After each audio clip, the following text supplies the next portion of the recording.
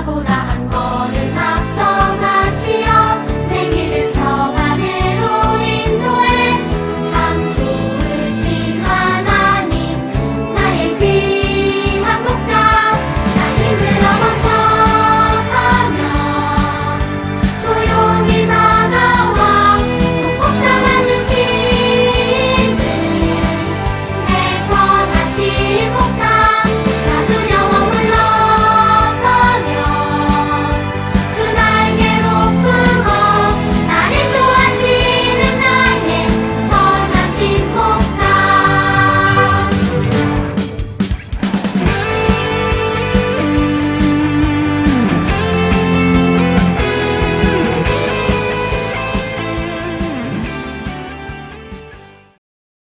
사도신경으로 신앙을 고백하겠습니다.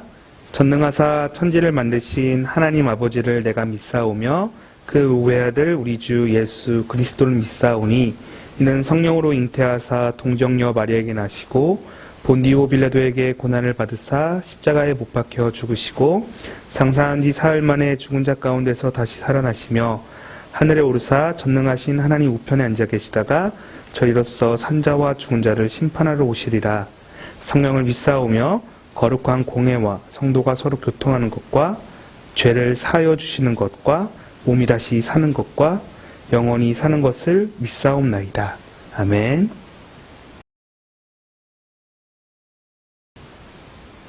친구들 한 주간 잘 지냈나요? 벌써 3주째 못 본 친구들도 있는데 너무나도 보고 싶고 그립습니다. 우리 친구들 하루속히 빨리 이 질병이 고쳐져서 우리 친구들 다시 하나님 전에 나와서 같이 예배드리는 귀한 시간이 있었으면 좋겠어요. 같이 오늘 하나님 말씀을 살펴보도록 할게요. 오늘 하나님 말씀은 로마서예요. 우리가 아직 죄인 되었을 때 그리스도께서 우리를 위하여 죽으심으로 하나님께서 우리에 대한 자기의 사랑을 확증하셨느니라. 자, 친구들 저번 시간 기억나나요? 이 세상이 시작되고 나서 하나님께 죄를 지은 최초의 사람 누구였죠? 맞아요. 아담과 하와예요. 그 아담과 하와가 지은 죄가 무엇이었죠? 바로 불순종이었어요. 아담과 하와의 불순종으로 죄가 우리 안에 들어오게 되었어요.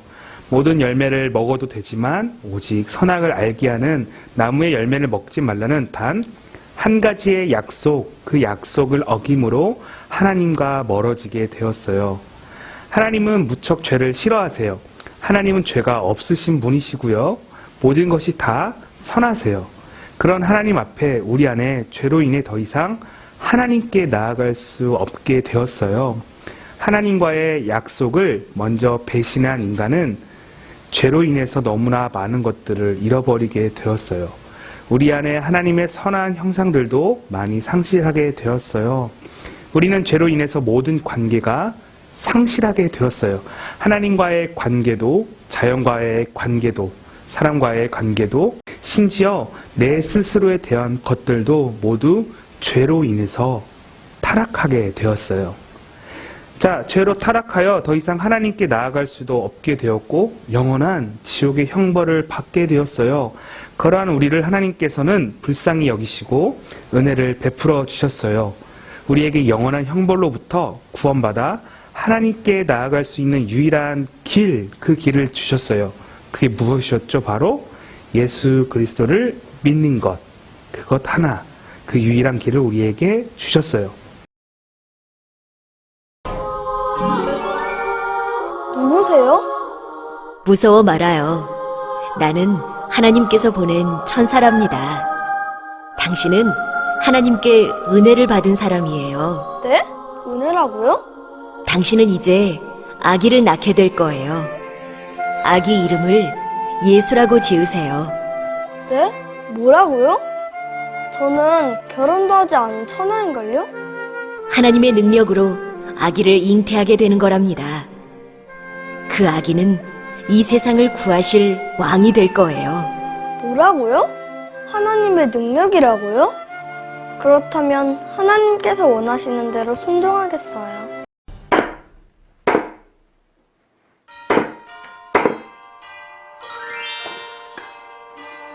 누구세요? 나는 하나님께서 보낸 천사입니다. 천사요? 당신의 약혼자 마리아는 하나님의 능력으로 아기를 가진 겁니다. 뭐라고요? 아기를요? 마리아는 저와 혼인도 하지 않았는데요? 하나님은 이 일로 당신이 마리아와 파혼하는 걸 원치 않으세요. 그래도, 이걸 어떡하지? 이것은 하나님의 뜻이랍니다. 알겠습니다. 하나님의 뜻이 그렇다면 순종하겠습니다. 얼마 후 마리아는 천사의 말처럼 아기를 갖게 되었어요. 마리아의 배가 점점 불러 아기를 낳을 때가 되자 헤롯 왕은 백성들을 모두 고향으로 돌아가라고 했지요. 마리아도 남편 요셉을 따라 나사렛을 떠나 고향 베들레헴으로 가게 되었지요. 방 좀 주세요. 방 좀 주세요. 아내가 아이를 낳으려고 해요. 사람들이 모두 고향에 내려와서 빈 방이 없어요. 마구간이라도 괜찮다면 거기서 하루를 묵으시오. 감사합니다. 요셉과 마리아는 어쩔 수 없이 허름한 마구간에서 하루를 지내게 되었고, 그날 밤 마구간에서 아기 예수님이 태어났어요. 그렇게 예수님은 세상 가장 낮은 곳으로 이 땅에 오셨지요. 구유에서 잠든 아기 예수님을 소와 나귀가 조용히 바라보고 하늘에는 크고 반짝이는 별이 빛나고 있었답니다. 자, 우리는 저번 시간에 말씀을 통해 배웠듯이 하나님께서는 자녀들을 살리시기 위해 연약한 육신을 입고 이 땅 가운데 오셨어요. 유대 땅 베들레헴에서 예수님은 태어나셨어요. 바로 동정녀 마리아의 몸에서 성령으로 잉태하셨어요. 부부가 서로 사랑해서 아이를 가진 것이 아니라 결혼하지 않은 처녀의 몸에서 성령 하나님을 통해 아이가 생긴 것이에요. 같이 마태복음 1장을 읽어보도록 할게요.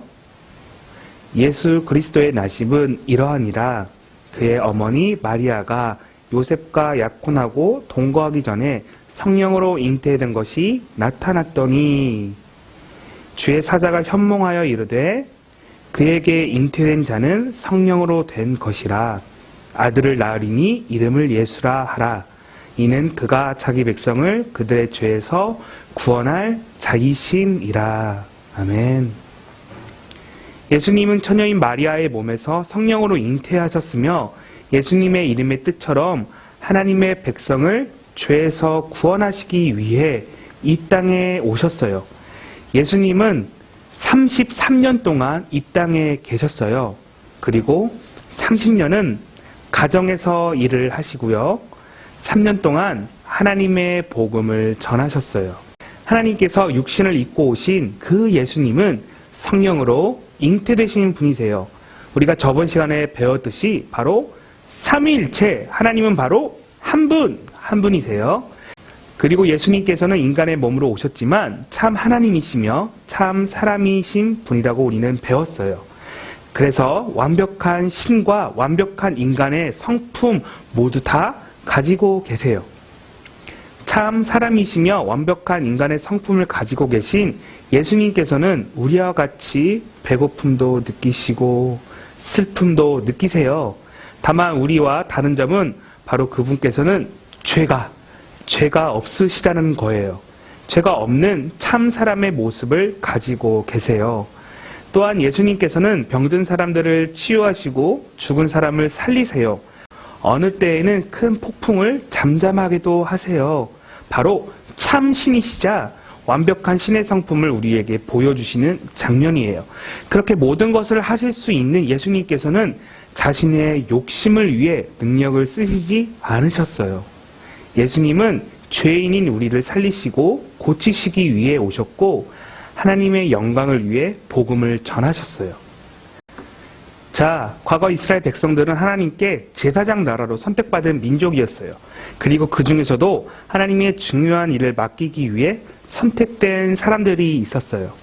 순양의 뿔에 기름을 채워서 선택된 사람의 머리에 부었어요. 친구들이 너무나도 잘 알고 있는 다윗도 그 머리에 기름이 부어졌어요. 이러한 기름을 붓는 이유는 그 기름의 의미 때문이에요. 옛날에 이스라엘에게 있어서 기름은 거룩을 의미했어요. 그리고 선택된 사람 머리에 기름이 부어지게 됐다는 것은 그 사람이 거룩해졌다는 의미이자 이스라엘의 민족의 대표가 되었다라는 의미예요. 그래서 기름을 붓는 것은 사람이 함부로 하는 것이 아니라 하나님께서 택한 사람에게만 기름을 붓는 것이에요. 한 나라의 대표가 거룩해졌다라는 것은 그 나라 또한 거룩하다라는 의미를 지니게 돼요. 바로 하나님의 거룩함을 닮아서 이스라엘 민족도 거룩한 자녀라는 의미를 가지게 된 것이에요. 그런데 기름 부음을 받을 수 있었던 직분은 오직 3가지였어요. 그 직분이 무엇이냐면 바로 왕, 선지자, 제사장, 이렇게 3개의 직분만이 기름 부음을 받을 수 있었어요. 자, 여러분, 왕은 어떠한 역할을 하죠? 바로 백성을 지혜롭게 잘 다스려야 하는 자리가 왕이에요. 선지자는 어떠한 역할을 했을까요? 하나님의 말씀과 뜻을 그대로 전달하는 사람을 말해요. 마지막으로 제사장은 하나님과 죄 많은 사람들 사이에 중간다리 역할을 했어요. 이렇게 중요한 역할을 하도록 하나님께서 세우신 3가지의 직분이 무엇이라고 했죠? 바로 왕, 선지자, 제사장. 이렇게 하나님께서 하나님의 자녀들, 백성들을 하나님의 말씀으로 가르치고 잘 다스리며 하나님께 나아갈 수 있도록 중요한 직분을 우리에게 세워주셨어요. 그런데 이렇게 중요한 직분을 예수님께서 모두 다 우리를 위해서 감당하셨어요. 같이 한번 살펴보도록 할게요. 자, 첫 번째, 예수님은 왕이세요. 왕 중에 왕이시자 삼위일체이신 예수님께서는 사람뿐만 아니라 창조한 모든 만물을 다 다스리세요. 창조주이신 예수님께서는 바다 위를 걸으시기도 하시고 폭풍우를 잠잠케 하시기도 하셨어요. 자연 만물만 다스리신 게 아니에요. 예수님께서는 연약하고 불쌍한 자들을 고치고 돌보셨다는 것 여러분 기억하고 있죠? 바로 악한 병까지도 예수님 능력 앞에 무릎을 꿇었어요. 심지어 죽음조차도 예수님 앞에서 아무것도 아니었어요. 병들고 지치고 죽을 수밖에 없던 많은 사람들이 예수님으로 인해서 일어나게 되었어요. 이 세상에 있는 모든 권세는 예수님 앞에 서 있을 수가 없어요. 이러한 참된 왕이신 예수님은 우리를 선하게 다스리시고 보호하시며 죄로부터 억압당하는 것을 놔두시지 않는 분이세요. 그리고 그러한 분께서는 누구보다 낮은 모습으로 이 세상에 오셨고 낮은 자리에서 많은 사람들과 함께 하셨어요. 그렇게 사랑을 나누시는 평강의 왕, 그 왕이 바로 예수님이세요. 그리고 그 예수님께서는 교회의 머리가 되세요. 교회 안에 있는 우리들을 말씀으로 다스리시고 가르치세요. 우리는 그분께 순종하며 기쁘게 찬양해야 해요. 우리가 예배 시간뿐만 아니라 내 삶에서 예수님을 찬양해야 하는 것은 우리의 찬양받기 합당하신 왕, 그 왕이 바로 예수님이기 때문이에요. 그래서 예수님께서는 왕의 직분을 우리에게 어떻게 보여주셨냐면 바로 첫 번째, 이 세상을 다스리시고 보호하시고, 두 번째, 모든 죄와 원수를 이기시고, 세 번째, 교회의 머리가 되어주셨어요. 자, 두 번째, 예수님은 선지자 역할도 감당하셨어요. 앞서 자신의 말과 뜻, 생각이 아니라 오로지 하나님의 말씀과 뜻을 전달하는 자가 바로 선지자라고 했어요. 예수님도 동일하게 하나님의 말씀과 뜻을 우리에게 전달해 주셨어요. 예수님께서 예루살렘에 오셨을 때였어요. 하나님의 성전에서 사람들이 장사하고 있는 것을 보시고 예수님께서 그 사람들을 쫓아내셨어요. 이곳은 하나님께 예배드리고 기도하는 곳인데 이곳을 너희가 장사하는 곳으로 강도의 소굴로 어찌하여 만드느냐라고 말씀하셨어요. 당시에는 하나님 성전에서 함부로 다른 물건을 팔거나 들어오면 안 되고 또 그것을 하나님께서 원하시지 않으셨어요. 우리는 이 장면을 통해서 예수님께서도 사람을 쫓아내셨다라는 장면에 주목해서는 안 되고 하나님께 우리는 이렇게 하면 안 되는 것이구나. 죄를 지으면 안 되는 거구나. 하나님께서 죄를 무척 싫어하시는구나. 그 장면을 예수님의 모습을 통해서 알 수 있어야 돼요. 그래서 예수님께서는 선지자의 직분을 우리에게 어떻게 보여주셨냐? 첫 번째, 하나님의 뜻을 우리에게 가르쳐 주셨고, 두 번째, 모든 죄를 지적하셨으며, 세 번째, 하나님의 심판과 구원이 있을 것임을 우리에게 알려주셨어요. 자, 마지막으로 예수님의 제사장 직분에 대해서 살펴볼게요. 과거 구약시대에는 죄 지은 사람들이 흠없고 정결한 동물들을 제사장 앞으로 가져왔어요. 그리고 제사장은 사람이 지은 죄값을 동물들이 대신하게 해서 사람들이 용서받을 수 있도록 도와주었어요. 자, 그런데 예수님께서 직접 우리의 제사장이 되어주셔서 우리의 죄를 단번에 용서해 주셨어요. 우리는 더 이상 동물의 피 흘림이 필요 없게 되었어요. 우리의 대제사장이 되어주셔서 하나님과 우리 사이의 죄로 인해 끊어진 것들을 연결해 주셨어요. 그렇게 제사장이신 예수님께서 우리를 위해 기도하시는 분, 바로 중보자가 되어주세요. 오늘 설교를 마치기 전에 중요한 것을 하나 더 나누려고 해요. 예수님께서는 제사장의 직분을 수행하셨지만 동시에 우리에게 무엇이 되어주셨냐면 제물이 되어주셨어요. 우리가 하나님께 나아갈 수 있도록 우리의 화목 제물이 되어주셨어요. 우리를 위해 스스로 제물 되셔서 십자가에 못 박혀 피 흘려 돌아가셨어요. 그 한 번의 제사로 인해 우리는 하나님께 나아갈 수 있게 되었어요. 예수님께서 우리를 위해 그렇게 하지 않으셔도 되는데 그렇게까지 하면서 우리에게 무엇을 말씀하고자 하시는 걸까요? 바로 내가 사랑한다고, 내가 이렇게까지 해서라도 내가 너를 사랑한다고 우리에게 말씀하세요. 너는 나의 자녀이니까. 곧 우리가 원수 되었을 때 그의 아들의 죽으심으로 말미암아 하나님과 화목하게 되었은즉 화목하게 된 자로서는 더욱 그의 살아나심으로 말미암아 구원을 받을 것입니다. 로마서 5장 10절 말씀. 아멘. 우리가 하나님을 배신하고 더 이상 믿지 않으므로 하나님과 원수되었지만 우리를 사랑하시어 예수님을 통해 우리가 하나님과 화목하게 되었어요. 이제는 하나님께 나아가는 구원을 우리가 얻게 되었어요. 친구들, 우리는 예수님을 통해 하나님의 풍성하고 영원한 사랑을 누리게 되었어요. 오직 우리가 할 것은 하나님을 믿고 인정하는 태도, 그 태도가 필요해요. 우리는 하나님의 자녀이기에 기쁨으로 주님을 높여드리는 삶이 필요해요. 하나님의 영광이 되는 삶이 필요해요.